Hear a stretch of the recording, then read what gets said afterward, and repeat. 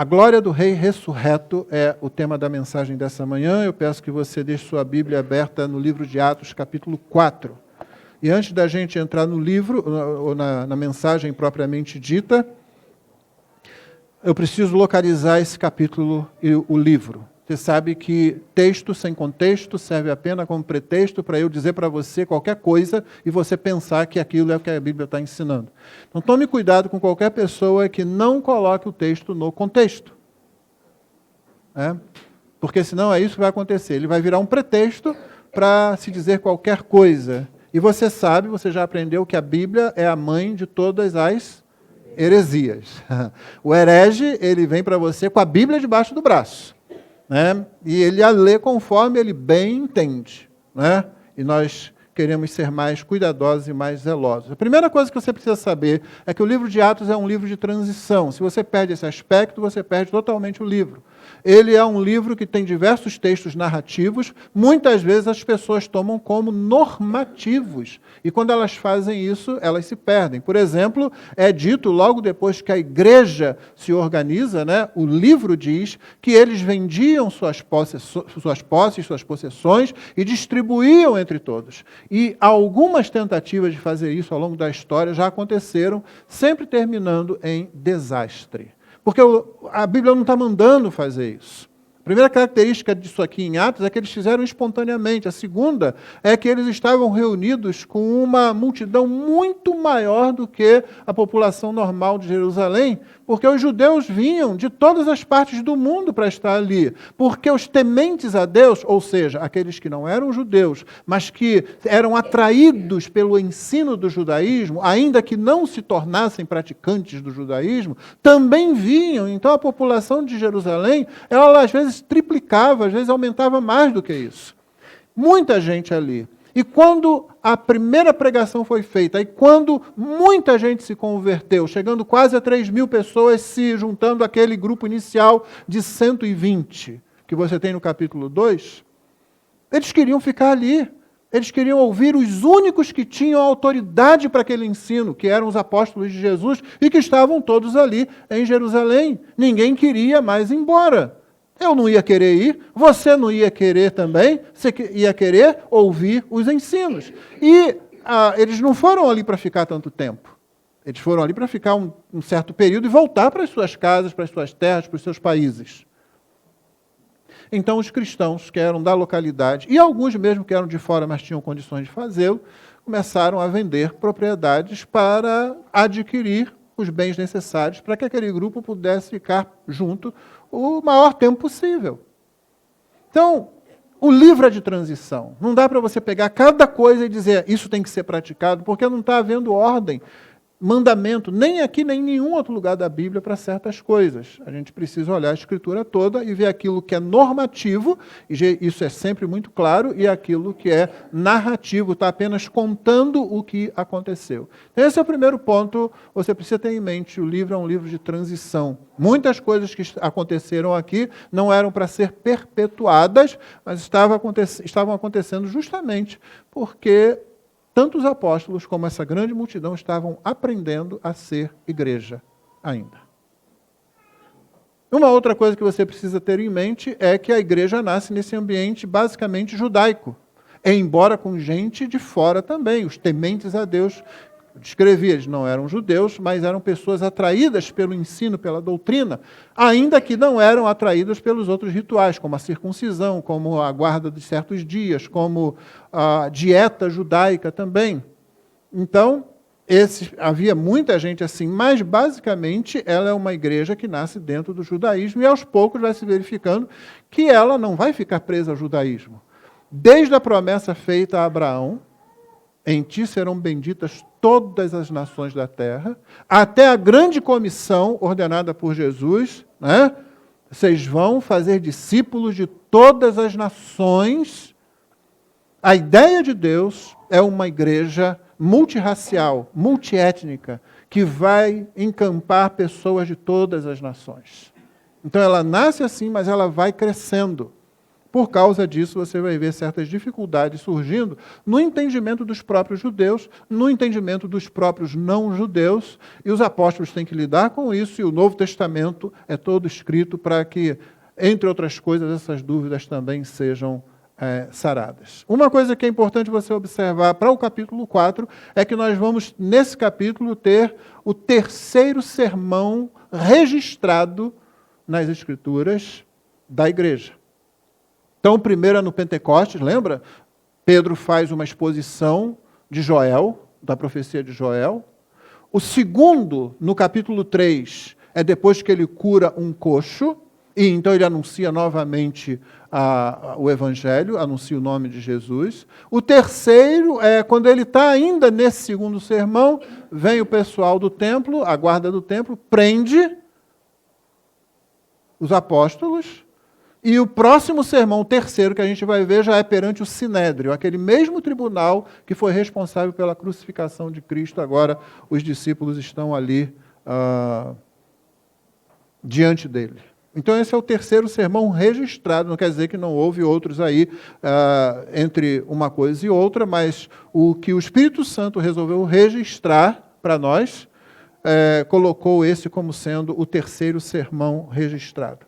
Basicamente, nos 3 sermões iniciais pregados por Pedro, o que você vai ver é: vocês mataram o Salvador, o Messias. Deus o ressuscitou. E a gente não tem ideia do impacto que isso foi naquele primeiro momento, irmãos. A gente olha e fala sobre ressurreição hoje como se fosse corriqueiro, né? Todo dia tem alguém ressuscitando aqui e ali. Né? Ou por causa da cultura judaico-cristã, né? E a gente pensa assim, ressurreição, ressuscitou. A gente canta, né? Ressurgiu, como cantamos ainda há pouco, mas eu queria convidar você a tentar se colocar um pouco dentro desse contexto cultural. Por que que os saduceus reagiram tanto assim? Os saduceus eram uma das diversas facções, se eu puder falar assim, né, dentro do judaísmo desse período histórico, e era dos saduceus que vinham os sacerdotes. Eles eram a classe sacerdotal. Os fariseus, que eram mais apegados à lei, eram mais apegados ao ensino da Escritura, do Antigo Testamento, do que eles tinham ali, eles tinham esse apego. Agora, os sacerdotes que estavam mais em torno da vida do templo, eles eram saduceus. E eles tinham diferenças teológicas dos fariseus, tinham diferenças doutrinárias. E a gente vai ver que isso influencia bastante o que acontece a seguir. Essa é uma das razões porque os saduceus, como tais, eles desaparecem depois do ano 70, porque o templo é destruído, então eles perdem aquilo que lhes dava a unidade, enquanto os fariseus continuam durante muito, muito tempo, porque eles se apegavam aos textos, né? Então isso não impedia que eles continuassem crendo o que criam, mesmo que não estivessem perto do templo.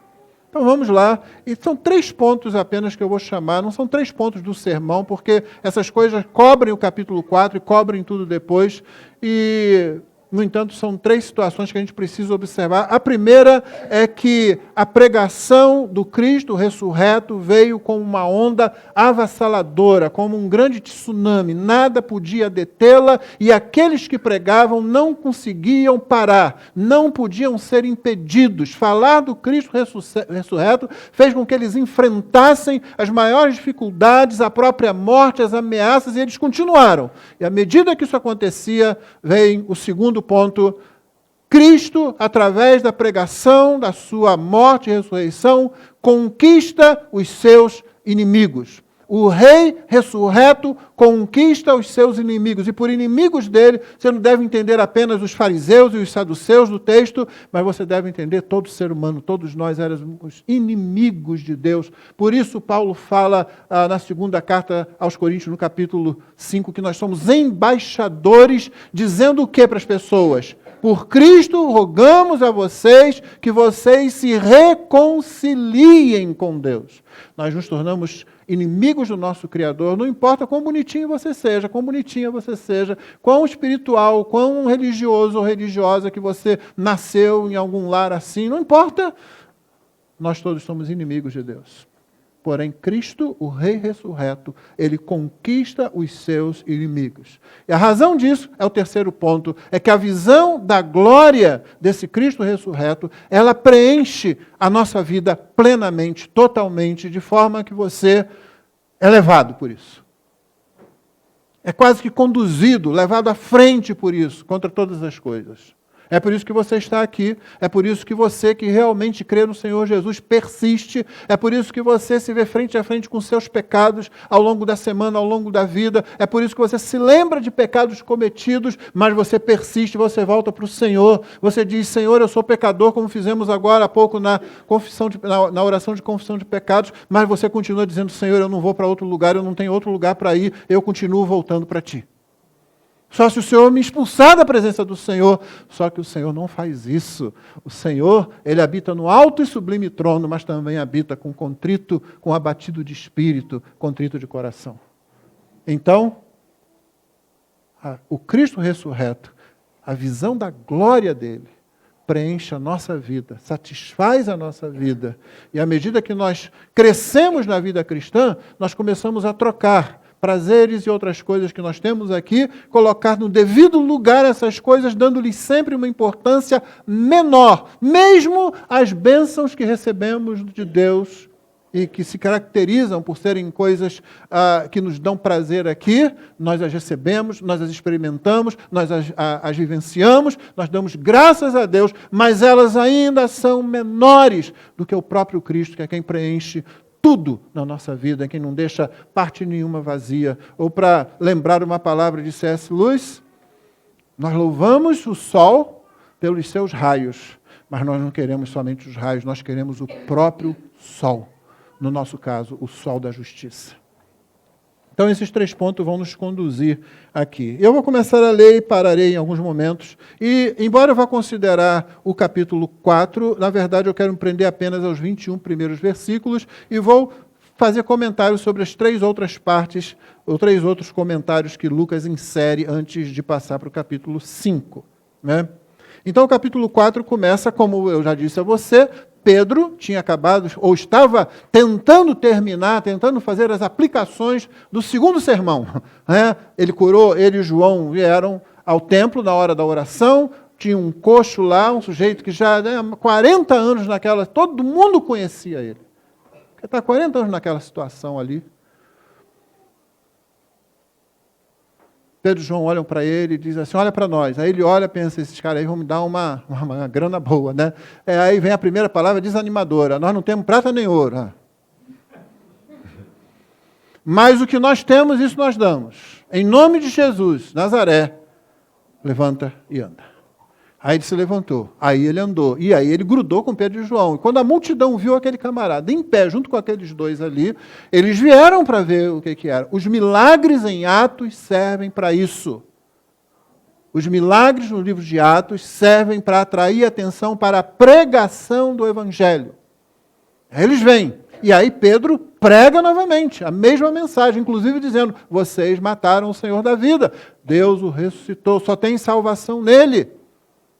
Ainda dá uma amenizada, porque fala para ele, eu sei que vocês fizeram por ignorância, mas agora atentem para o chamado de Deus, se arrependam, creiam, sejam salvos. Aí Pedro está tentando terminar o sermão dele lá, e aí, o que acontece? Capítulo 4, verso 1.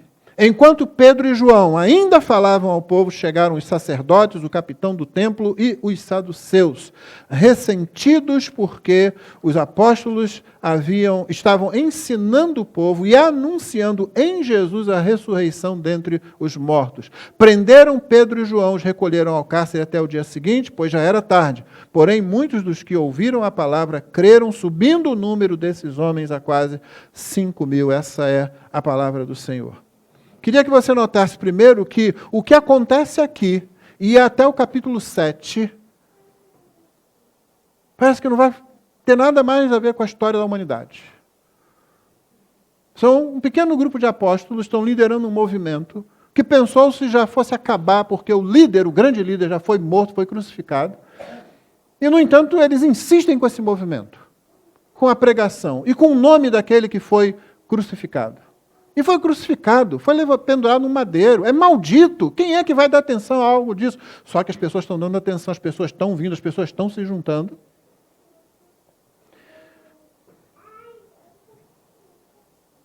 E aí esse pequeno grupo de apóstolos é levado para o Sinédrio, é liberto, é levado de novo, depois é liberto, depois um deles é preso, e vai assim, esse negócio assim, não é?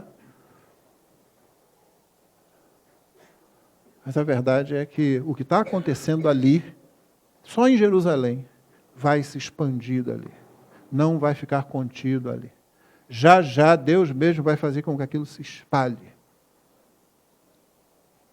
Isso se dá depois do capítulo 7, quando Estevão é martirizado. E no capítulo 11, vai se anotar lá que aqueles que, depois do martírio de Estevão, saíram pregando, foram pregando para todos os judeus, em tudo com a sinagoga. Então, se o pessoal em Jerusalém disse, vamos acabar com isso, a gente mata esse camarada, e apedrejaram lá Estevão, né, que era um dos diáconos da igreja e que era um sujeito que era um bom pregador e convencia as pessoas, e eles não tinham argumento, inventaram mentiras, fizeram um julgamento lá, assim, daquele sumarizado, e apedrejaram ali, e aí puseram para fora de Jerusalém todos aqueles que não eram dali. É por isso que os apóstolos não são perseguidos naquele momento, mas os outros todos, voltem para as suas casas, vão embora daqui, e todo mundo vai embora mesmo. Né? Só que aí o tiro saiu pela culatra, foi um tiro no pé desses líderes, porque os que foram pregando em tudo quanto é sinagoga. E quando chega em Antioquia, né, ainda piora a coisa, porque além das sinagogas, um grupo resolve,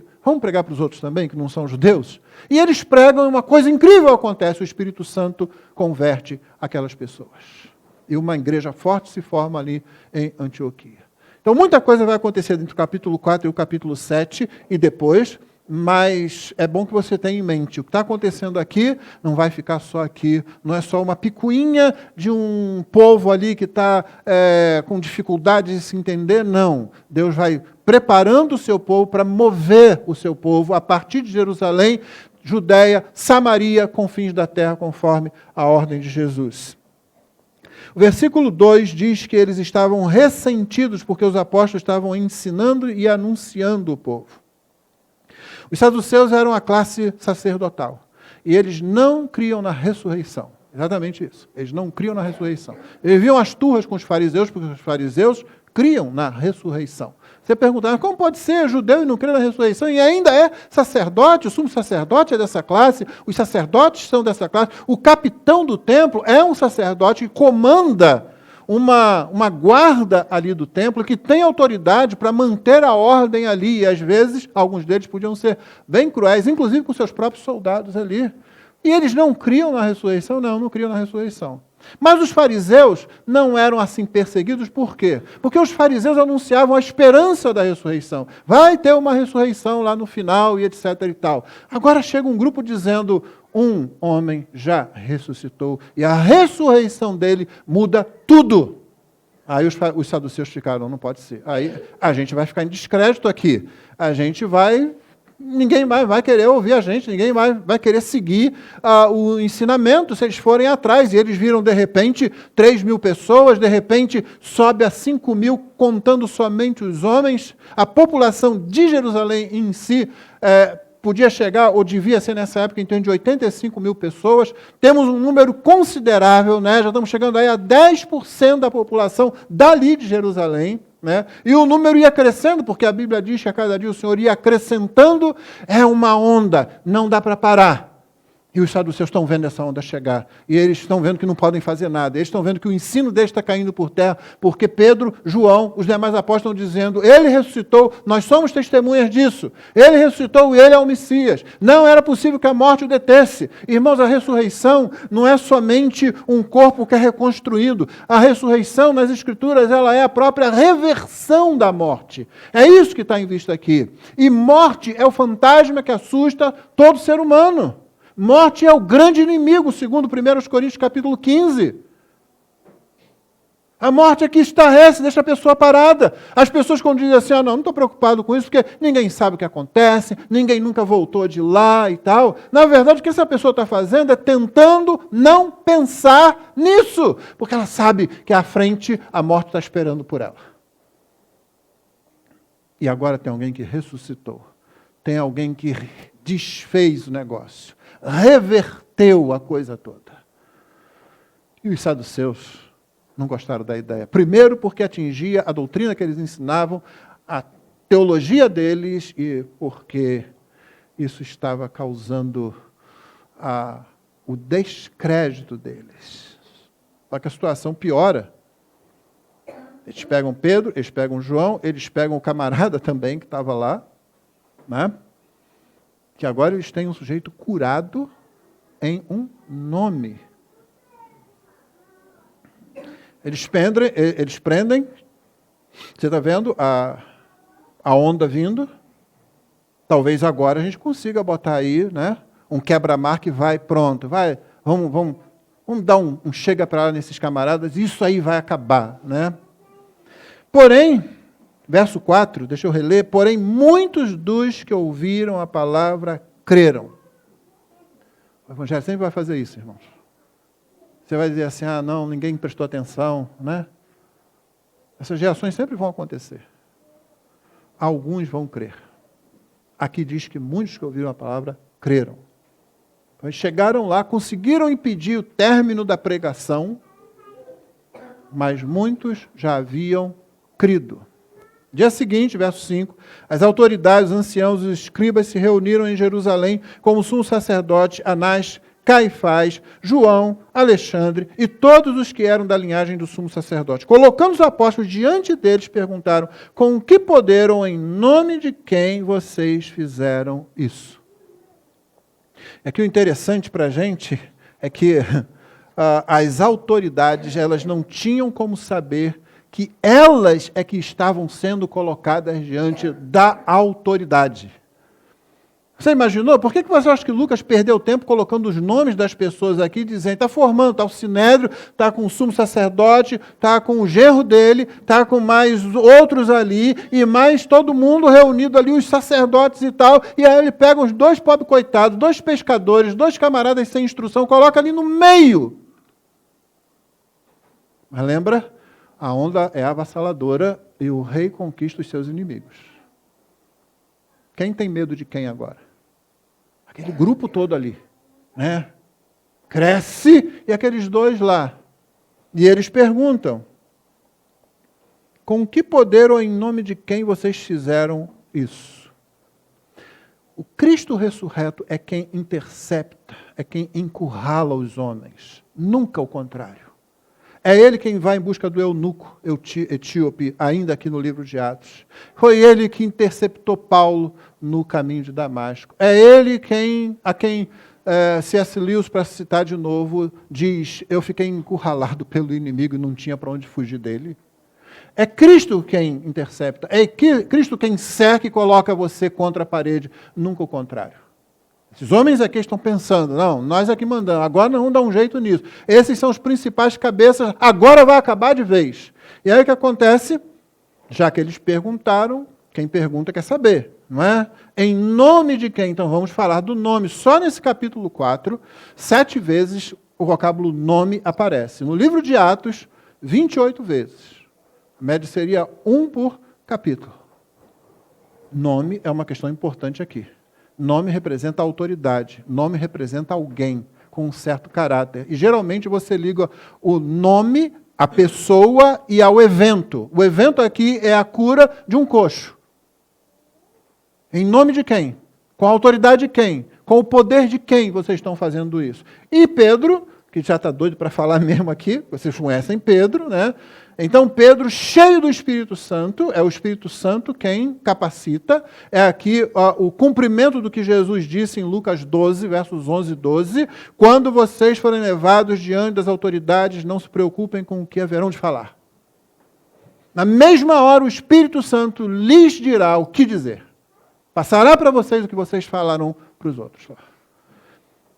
Sim, eu cresci num ambiente eclesiástico onde as pessoas, muita gente pensava que isso era assim que se pregava sermão dominical. Não precisa estudar texto, você não precisa ficar lendo, você ora e sobe lá. E aí pronto, o Espírito Santo vai dar para você. O texto não diz nada disso, você viu? Aí em Lucas, Jesus não está ensinando isso, né?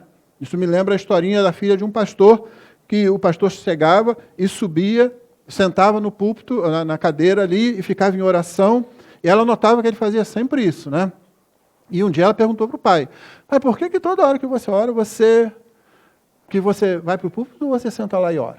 Ele disse, eu estou pedindo a Deus que me dê uma boa mensagem para pregar.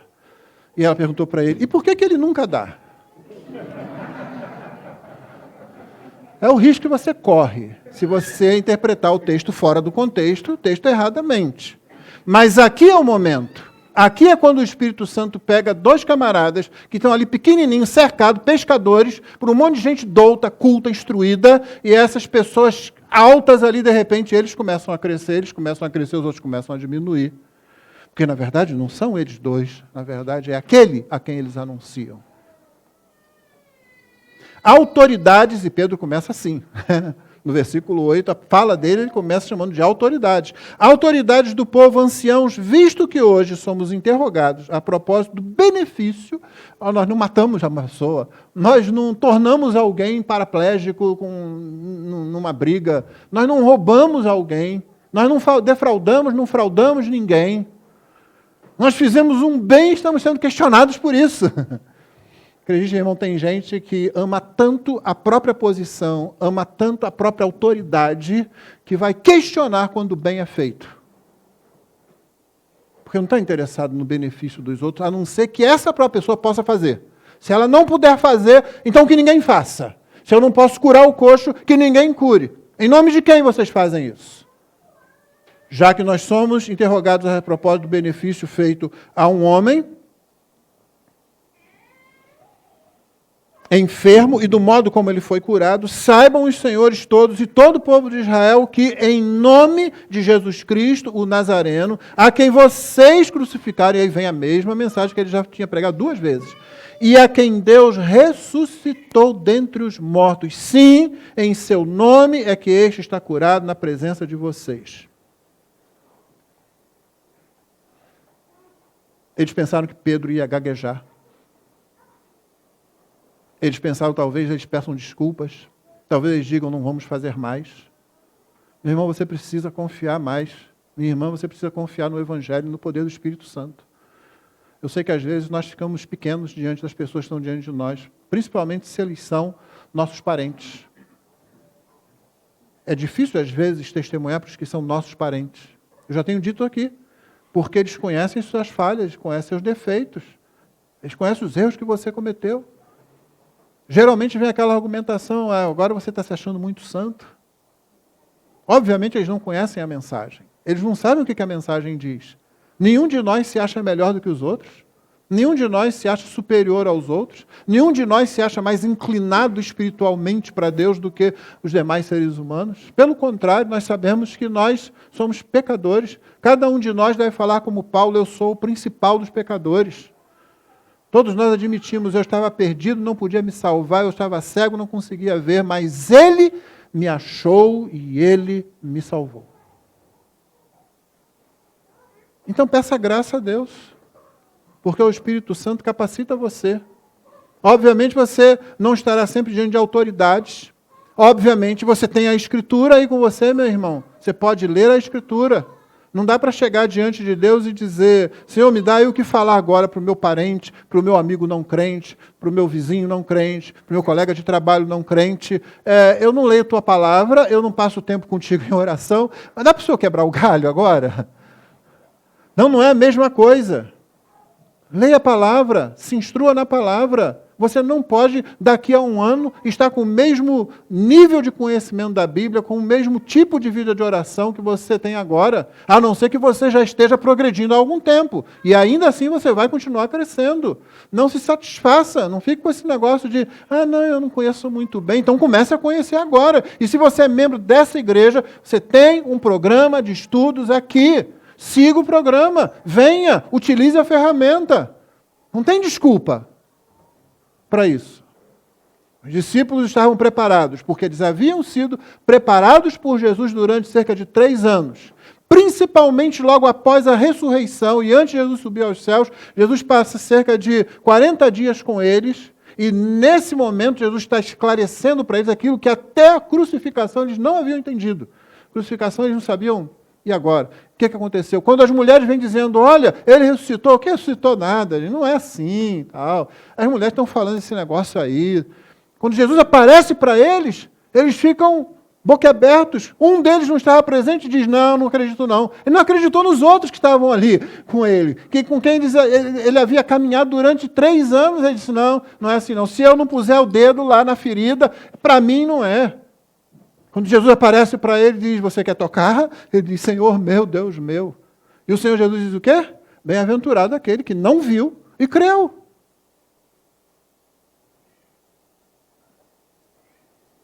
Eles foram preparados por Jesus. Lê o capítulo 24 de Lucas que você vai ver. Jesus passou tempo falando por eles. As Escrituras falam de mim. Em segundo lugar, eles foram capacitados pelo Espírito Santo, segundo a promessa que Jesus havia feito em Lucas 12. Então, agora, diante deles, eles anunciam a mensagem de Jesus. A mesma mensagem. Eles não trocaram absolutamente nada. E diz, vocês mataram. Imaginou aquele monte de homens, eles sabem que foram eles que fizeram, eles sabem que eles fizeram ilegalmente, porque eles fizeram um julgamento durante a noite, o que não podia acontecer. Você notou que eles pegaram Pedro e João, jogaram na cela, e no dia seguinte é que foram chamá-los, porque já estava tarde.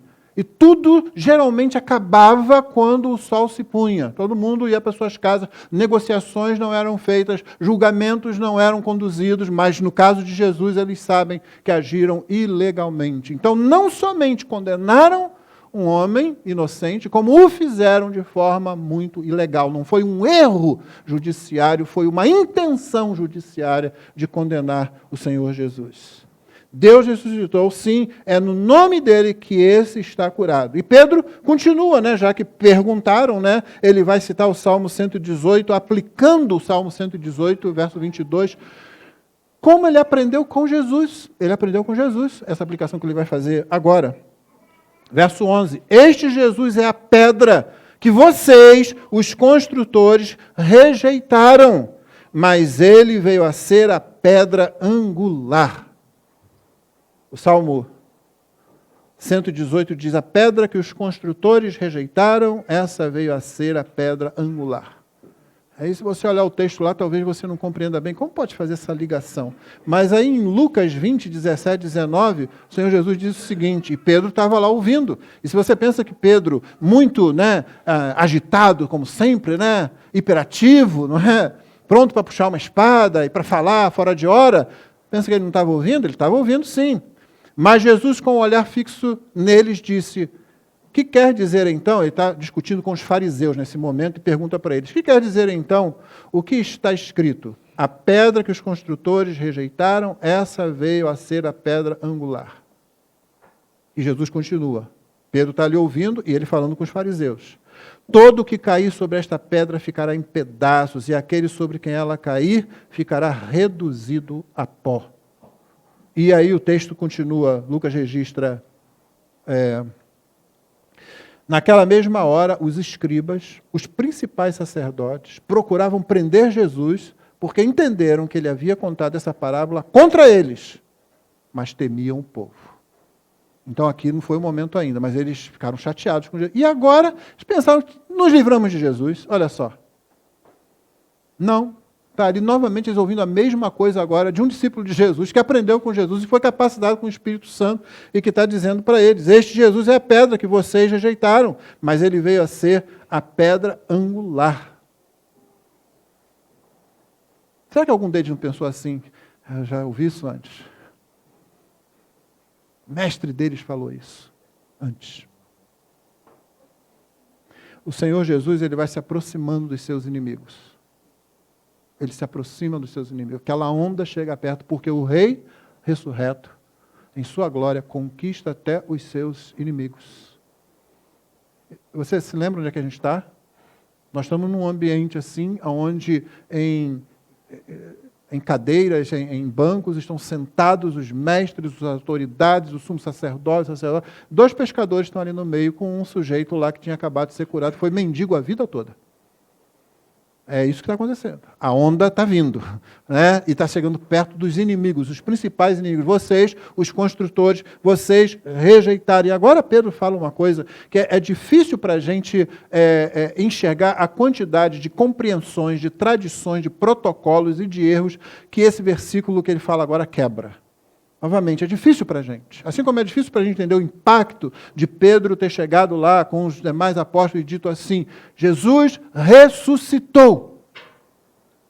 É difícil para a gente perceber o que o versículo 12 está quebrando, o que ele está lançando por terra ali, quando Pedro diz assim, e não há salvação em nenhum outro, porque debaixo do céu não existe nenhum outro nome dado entre os homens pelo qual sejamos salvos, pelo qual importa que sejamos salvos. Onde é que ele está mesmo? Perante o Sinédrio. O que ele é? Um pescador. Ele não tem formação, ele não tem instrução formal, não quer dizer que ele não soubesse ler, escrever, ele não tem instrução formal.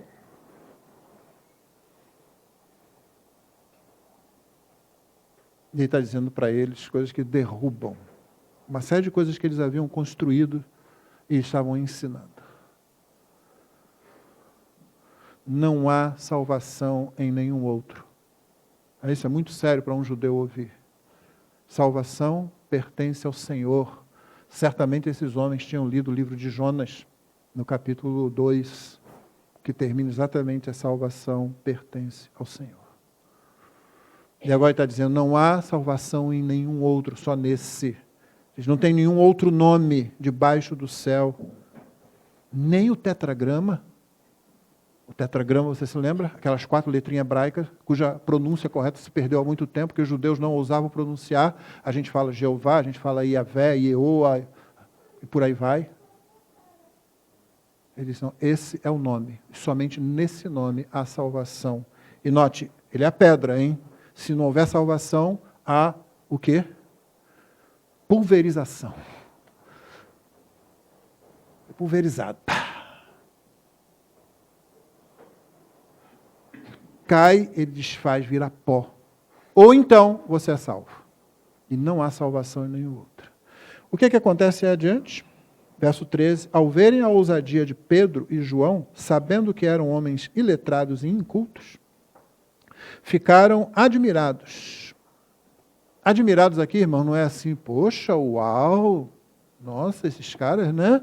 Eles não tiveram... Não é isso não. Admirados aqui é o seguinte, como eles ousam? Quem eles pensam que são?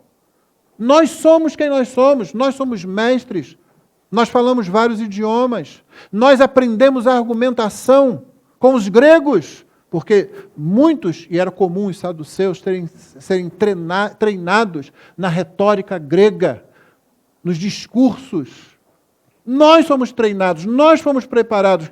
Quem eles pensam que são? E eles ficam admirados com aqueles dois ali. E não somente porque eles articulam, mas porque eles têm a ousadia de falar aquilo. Talvez algum deles tenha pensado, esses caras são loucos, nós somos o grupo que levou o mestre deles à cruz, será que eles não estão vendo isso?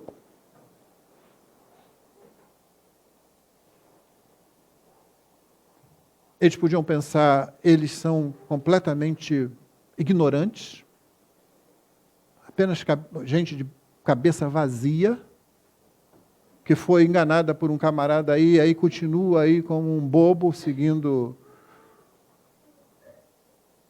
qualquer coisa que foi falada. Mas pode ser que essa pessoa, se ela começou a pensar isso, também terminasse pensando, ou eles sabem de alguma coisa que nós não sabemos. E é difícil chamá-los de loucos, eles estão agindo com sobriedade. É difícil dizer que eles são ignorantes, a argumentação deles está toda correta. Você pode não gostar, pode não aceitar, mas ela está toda correta. Sobra, eles sabem de alguma coisa. E aí parece que essa pessoa levantou a mão e disse assim, enquanto eles confabulavam ali, reconheceram que eles haviam estado com Jesus. A ideia, eles reconheceram o Sinédrio, aquelas pessoas reconheceram que eles foram instruídos por Jesus. É isso que está acontecendo ali. Irmãos, essa ousadia de Pedro e de João, ela contrasta com a lei e a glória da lei. A glória do Cristo ressurreto contrasta com a glória da antiga aliança. A glória do Evangelho é superior à glória da lei. A glória da nova aliança é superior à da antiga aliança. A glória de Cristo é superior à de Moisés, o grande legislador. Tanto que Paulo vai falar, a segunda carta aos Coríntios, no capítulo 3, ele vai dizer, nós não somos como Moisés, nós somos isso aí. Nós não colocamos um véu, porque aquela glória que se pegou ao rosto de Moisés, a glória da Shekinah, a glória visível de Deus naquela nuvem brilhante, ela ficava ali e daqui a pouco ela desvanecia. Então Moisés falou, não é nisso que vocês têm que se ligar, vocês têm que se ligar no que ele está ordenando, no que ele está mandando. Então ele botava um véu. Agora não. A glória do Cristo ressurreto é outra, de modo que Pedro e João se colocam diante deles ali, de peito aberto, de rosto aberto, dizendo, nós estamos aqui, estamos anunciando esse nome, nesse nome tem salvação fora deles, vocês só vão virar pó. A ousadia deles se dá porque a glória do Rei ressurreto, ela preenche o ser inteiro. Ela toma conta de você, muito mais do que aquela glória lá que Moisés experimentou, que apenas ficou apegada à sua epiderme e daqui a pouco foi desvanecendo, foi apagando e passou. A glória do Evangelho está em mim, está em você. Quando nós vivemos a nossa vida dando testemunho diante das pessoas, eles precisam ver a glória do Rei ressurreto. Eles veem a glória do Rei ressurreto em nós. Eles veem a nossa ousadia, e ousadia não precisa ser você entrando em cada lugar e gritando. Veja que Pedro e João, eles não foram lá para o Sinédrio, bateram lá na porta do templo, na sala onde se reuniam, diziam, queremos falar aí dentro com vocês. Não, eles foram pregar onde lhes foi permitido, onde eles tinham acesso, pregaram para o povo uma vez, pregaram para o povo uma segunda vez, e agora só estão lá dentro porque foram arrastados para lá, e aonde eles estão, eles pregam. Porque a glória está onde eles estiverem, porque não é a glória deles, é a glória de Cristo. É a glória da nova aliança, é a glória do Evangelho. E ela preenche você. Você está lá dentro, só com seu amiguinho, seu colega, mas você não está sozinho, tem um que está com você, que é maior que você, é maior que seu amigo e é maior que seus inimigos que estão ali ao redor. Irmão, você e eu somos vasos de barro. Mas como Paulo diz em 2 aos Coríntios, entre os capítulos 2 e 4, onde ele desenvolve essa questão do poder do Evangelho, da glória do Evangelho, esse tesouro do Evangelho, Deus resolveu depositar em vasos de barro. Essa ousadia não é porque Pedro e João olharam para si mesmos, não, nós estamos mais fortes, nós estamos mais poderosos. Não, eles estavam ali sujeitos, como daqui a pouco vão sofrer, como daqui a pouco Tiago, o irmão de João, vai ser morto por Herodes, porque isso agradava aos judeus. Eles não estão ali dizendo, agora nós estamos nos sentindo mais poderosos. Agora pode bater, que vai bater e voltar. Não, eles ainda sabem, nós somos vasos de barro. Mas a glória do Rei ressurreto, ela preenche o vaso de barro. De modo que o vaso de barro é um instrumento que Deus usa para salvar os outros vasos de barro que ainda não sabem que são de barro. Que ainda não sabem que precisam ser curados, remendados, refeitos pelo Senhor da glória. Moisés cobriu o rosto, os apóstolos expõem o seu rosto, porque não é eles mesmos que eles estão pregando, mas estão pregando o nome de outro. Vendo que o homem que havia sido curado estava com eles, nada tinham a dizer em contrário. Mandando-os sair do sinédrio, discutiam entre si, dizendo, então o homem estava ali, o milagre está ali, milagre não produz fé, irmãos. Está vendo aqui o milagre? Nenhum deles disse assim, foi falso. Esse camarada aí vocês contrataram para num show, como muita igreja faz por aí, por sinal, não é? Para num showzinho lá, vocês colocarem lá o sujeito, levanta e ele levanta e tal, aquele negócio. Não, todo mundo conhecia. Deus deixou esse camarada lá durante 40 anos ali. E você vai dizer, poxa, mas ele ficou assim, Finalmente, Deus o salvou. Mas não só isso. Ninguém podia contestar o que havia acontecido. Todo mundo conhecia aquele homem que ficava lá na porta do templo, ano após ano após ano. Imagine nos dias seguintes, quem não tomou conhecimento direto disso, quem tivesse em outras partes da cidade, quem tivesse ido passar o dia em Belém, talvez visitando algum parente, aí chega lá no templo, hoje eu vou esqueci de levar a esmola daquele sujeito lá, e aí quando vai passando no templo assim, cadê? Ih, deve ter morrido. Que é o que a pessoa vai pensar. Ninguém vai pensar, foi curado. Todo mundo vai pensar assim, deve ter morrido, né? Cadê aquele? Aí quando entra, vê o homem lá em pé. Vê o sujeito andando. O que aconteceu? Eles sabiam o poder que isso teria sobre as pessoas. O poder de atrair as pessoas para a mensagem do Evangelho. Mas o milagre em si não produz fé salvadora. Tanto que esses homens aqui vão dizer o seguinte, versículo 15, que faremos com esses homens? Estamos com um problema aí na mão, sério. A gente pensou que já tinha resolvido, acabamos com aquele outro aí que ficava aí perturbando, agora esses já estão aí, e quando a gente pensou vai ser fácil, eles estão aí com esse camarada que está curado. Olha só o que eles dizem. Pois todos os moradores de Jerusalém sabem que um sinal notório foi feito por eles e não o podemos negar. Isso é patético. Isso é uma das coisas mais tristes que acontece. A verdade está ali. Você admite a verdade e você quer negar a verdade. Você não tem como fazê-lo, mas você ainda vai dar um jeito de evitar a verdade. Isso não é um erro só do sinédrio, não. Isso é um erro do ser humano. Quantas vezes o Evangelho é apresentado, ele vê que o Evangelho é verdade, pessoas estão vendo a sua própria vida sendo destruída, estão vendo a vida de sua família ser destruída, não estão percebendo que estão afastadas de Deus. E mesmo assim, quando concordam, ainda, não quero. Irmãos, você pensa que você oferece uma coisa boa e o ser humano vem correndo? Já vi várias vezes isso acontecer. É oferecido. Eu não quero. O que eu faço para herdar a vida eterna? Vai, vende os teus bens, terás um tesouro no céu, e você sai triste, né? Porque tem muitos bens, ele não ia trocar os muitos bens que estavam na mão dele por um céu que está lá na frente ainda. Então os motivos são muitos, as razões são muitas. Nós só conseguimos enxergar a verdade quando o Espírito Santo elimina os olhos do nosso entendimento. É por isso que Paulo vai dizer, Deus que disse, haja luz, Ele mesmo resplandeceu em nossos corações. Na sequência ele diz, para que nós víssemos a glória de Deus na face de Cristo. Senão, a gente vai continuar negando, mesmo com o milagre ali diante de nós, mesmo com a coisa que não pode ser negada. Então, não podemos negar, mas não vamos deixar por menos não. Mas para que, verso 17, mas para que não haja maior divulgação entre o povo, vamos ameaçá-los, para não falarem mais neste nome a quem quer que seja. Aqui você tem uma demonstração da burrice. Burrice. Nós trouxemos esses camaradas aqui, fechamos numa sala só a gente, os dois aí, pobres pescadores, não são ricos, não têm instrução, e os caras cresceram diante da gente aqui, a gente está aqui discutindo que a gente não consegue fazer mais nada, mas vamos ameaçá-los. Certamente eles vão ouvir nossa ameaça. Tem uma multidão aqui fora aguardando eles saírem, tem um sujeito curado aí, que está todo mundo vendo, mas vamos ameaçar porque eles vão, desistir. Quando você se afasta de Deus, sua inteligência começa a se inverter. Por mais instruído que você possa ser, por mais articuloso, por mais arguto, não importa, você vai descer.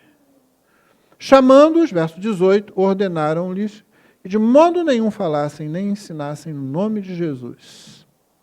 Foi isso que eles fizeram.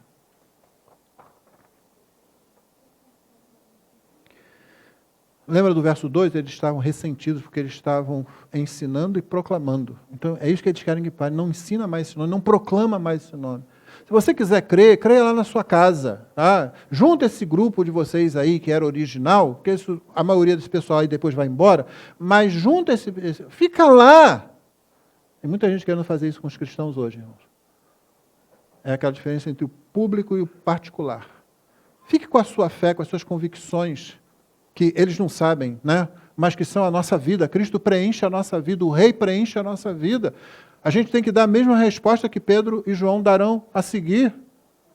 Porque as pessoas hoje em dia continuam falando a mesma coisa. Guarda isso lá na igreja de vocês, fica lá dentro. Por que vocês têm que falar isso aí para fora da igreja? Por que vocês querem enfiar esses ensinamentos nas políticas públicas? Por que vocês querem enfiar esse ensinamento na cultura? Nas mudanças culturais que a sociedade está promovendo. Não é sociedade, é um grupo pequeno às vezes, que vem com ideologia de gênero, que vem com novas fórmulas de família, que vem com uma série de outras coisas. Quando você vai ver, é um grupo pequeno, mas que tem um alto-falante muito grande, que tem acesso a uma mídia muito a favor. Tanto que alguém estava anotando assim, dia do orgulho gay, o Google, uma das ferramentas mais conhecidas no mundo, coloca lá, um negócio lá. Aí, dia da mulher ou da feminista, aparece um negócio lá. Vai ver o que tem hoje lá na Páscoa, no domingo da ressurreição. Você não vai ver nenhuma referência. É uma referência a uma pessoa, a outra coisa qualquer. Não é que nós estamos querendo, não precisa não. A igreja não precisa disso, não. Você está vendo aqui, a igreja vai continuar crescendo, como sempre aconteceu aqui, mesmo com a oposição, porque o Rei ressurreto em sua glória conquista até os seus inimigos. Dá uma olhadinha só para eu já antecipar para você. Aliás, ouve. Atos 6, verso 7. A palavra de Deus crescia e em Jerusalém o número dos discípulos aumentava. Também um grande grupo de sacerdotes obedecia à fé. Talvez vários estivessem ali, perto do Sinédrio, vários saduceus, imaginou? Vamos lá aprontar mais uma com aqueles apóstolos. E eu não te contei, não. Rapaz, eu fui numa reunião deles, mudou minha vida. O quê? Você também? Porque o rei conquista os seus inimigos. Aquela onda avassaladora não pode ser parada. A glória dele atrai mesmo os inimigos dele. Porque ela preenche também os inimigos que estão necessitados, que estão precisando. Essas pessoas querem nos impedir. Olhe para elas como se elas fossem seus inimigos, irmãos. Elas querem fazer isso, sim. Mas talvez você já tenha feito isso em algum momento da sua vida. Talvez você fosse pior do que elas se estivesse lá. O Senhor Jesus conquista os seus inimigos.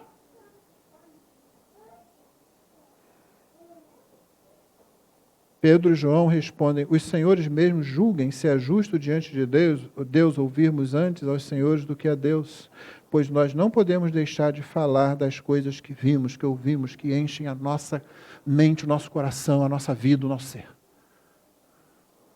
Se você se afasta da Escritura, a pessoa de Cristo vai se diluindo, irmão. Se você não retorna às Escrituras é que falam de Cristo, como ele mesmo disse em Atos 24, em Lucas 24.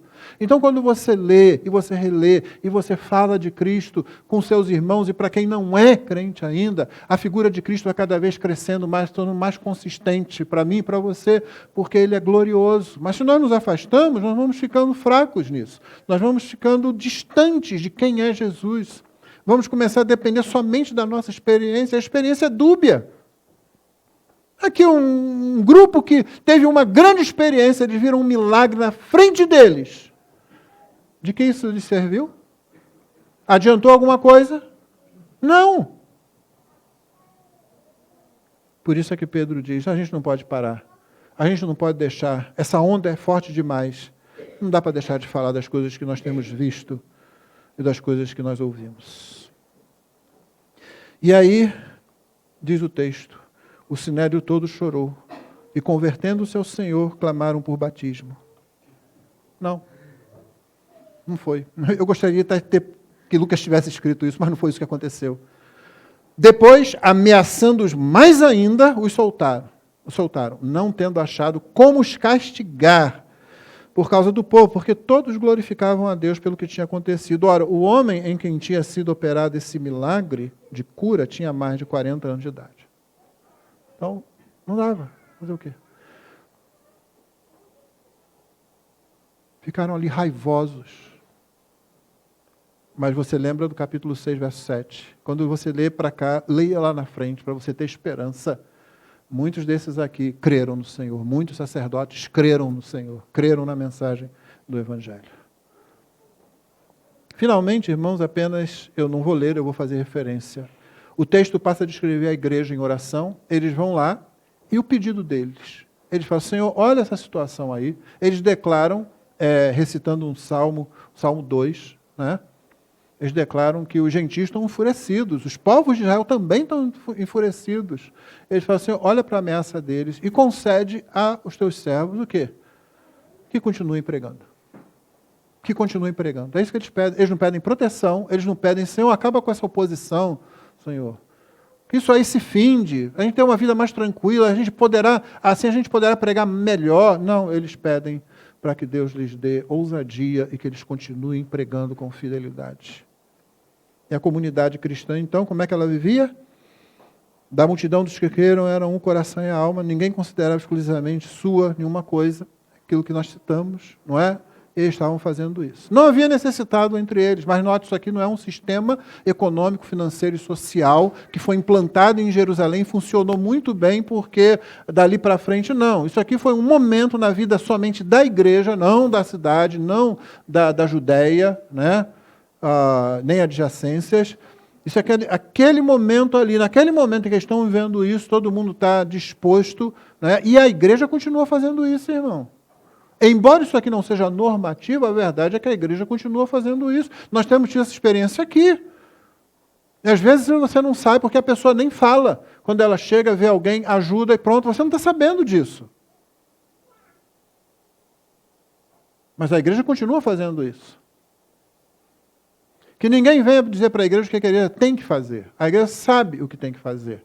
E essa é uma das coisas que podem acontecer e tem acontecido, sempre acontece quando nós somos generosos, quando a generosidade cristã é vivida como parte da nossa confissão de fé, como parte do nosso evangelho.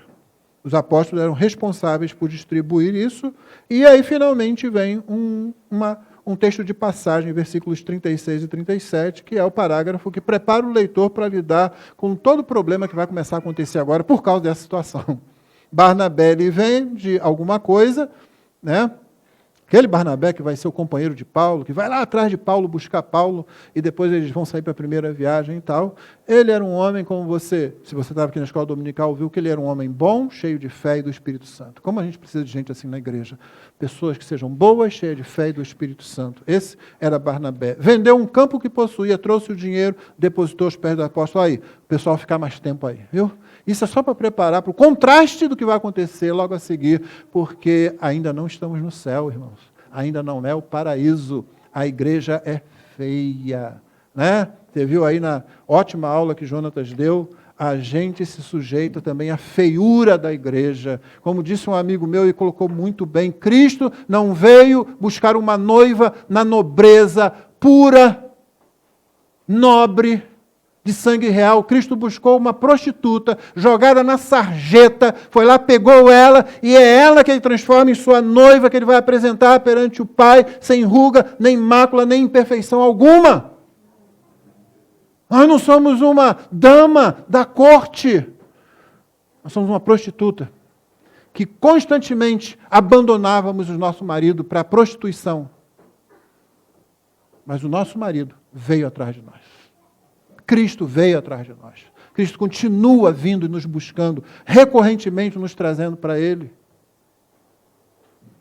Então você vai começar a ver vários problemas acontecendo na igreja, mas ainda é a igreja de Cristo que Ele vai purificar. Ele deu o seu sangue para que ela fosse purificada, e a sua ressurreição é que dá à igreja condições de viver, de andar em novidade de vida. A glória do Rei ressurreto é como uma onda avassaladora que conquista até os seus inimigos. Todos nós, e mesmo os inimigos mais ferrenhos, como os sacerdotes, como o Sinédrio. Porque preenche todo o nosso ser. Ocupa cada espaço. Você não consegue parar. Deixe-se envolver por isso, deixe-se envolver pela palavra, deixe-se envolver pela pessoa de Jesus. Peça ao Senhor, peça a Deus, Senhor, que Cristo seja cada vez mais nítido diante dos meus olhos, que Cristo seja cada vez mais atraente para mim. Revela sempre toda a pureza, a majestade, a beleza, a autoridade, o senhorio do Senhor Jesus. Porque o Rei ressurreto, em sua glória, é que é o centro da nossa mensagem, a razão da nossa existência e o poder para que continuemos a pregar o Evangelho até que Ele venha. Que Deus nos abençoe. Vamos ficar de pé, irmãos, para nós orarmos e cantarmos. Então, depois que nós cantarmos, você poderá sentar-se e orar silenciosamente, mas eu peço que você fique mais um pouquinho depois da oração silenciosa. Louvado seja o teu nome, Senhor. Nós te louvamos pela ressurreição de Cristo. O Cristo glorioso, o Cristo glorificado, que é garantia e esperança da nossa própria ressurreição e da glorificação do nosso corpo, Senhor. Ó Deus, ajuda-nos a voltar a ter aquela característica na pregação do Evangelho, no anúncio do Evangelho, de uma onda que não pode ser parada, Senhor. Para que a glória do Cristo ressurreto continue alcançando e trazendo para junto dele, para junto da igreja, os inimigos da fé, os inimigos da cruz, preenchendo cada parte do ser, dos seres humanos que vierem, cada parte daqueles que ainda estão mortos em seus delitos e pecados, assim como preencheu a nossa vida, Senhor. Dá-nos a tua graça, Senhor. Abençoa-nos aqui para que nós nos dediquemos a buscar mais de Cristo nas Escrituras, mais de Cristo no serviço que prestamos uns aos outros, mais de Cristo em oração, Senhor. Mais de Cristo na participação do culto público, que teu nome seja assim glorificado.